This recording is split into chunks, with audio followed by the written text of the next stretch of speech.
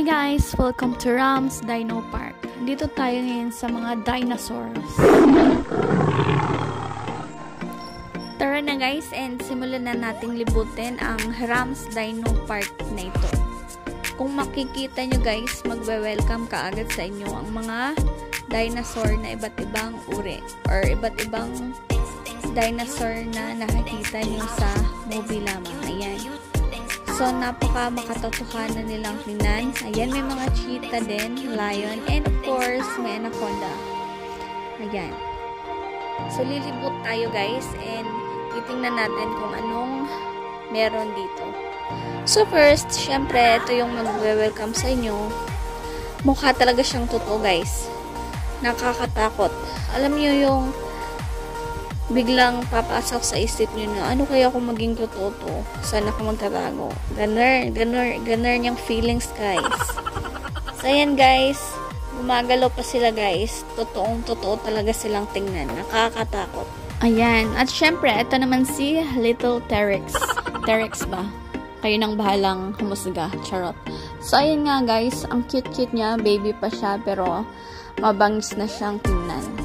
Ito naman po yung mga paitlog-itlog ng mga dinosaur na nandito sa park na to. Ayan, kung nakikita nyo, gumagalaw talaga yung mga dinosaurs. And malalaki siya guys. Hindi siya basta-basta dinosaur lang. Ayan, kung nakikita nyo yung isang yan, napakataas. Halos magkataas na ng nyog. Ayan, syempre, andito rin si Galema. Ayan, hinahanap niya kung andito na si Zuma.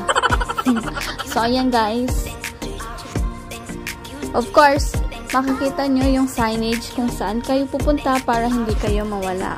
Ayan, yung giant gorilla, shark way, water park, slide, footprint pool, then, of course, CR and shower, and also, dun sa Dino Park. Hindi kayo mawawala, guys. So, later, pupunta tayo sa may pool area nila.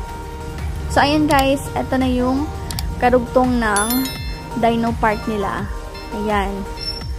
May mga signage din sila na please do not touch the dinosaur. Syempre, yung dinosaur yung hindi ita-touch. Ayan. Magaganda guys yung mga sculpture nila. Ayan. Tsaka nga pala guys, every dinosaur dito may mga nakasulat kung ano siya. So, magkakaroon kayo ng idea. Yan. Of course, andito rin si King Kong. Ayun. Hinahanap niya yung shota niya. Then guys, may palaruan din siya pang bata. And of course, pang matatanda. May mga zipline, bikes. Ayan guys. Ayan. Etong area na to guys is Indian area. Ayan guys. Puro mga Indian na kubo-kubo guys. Pero parang cottage siya dito pag pupunta kayo. Ayan. May mga fine tree din. Then, maganda siyang tingnan. Ayan.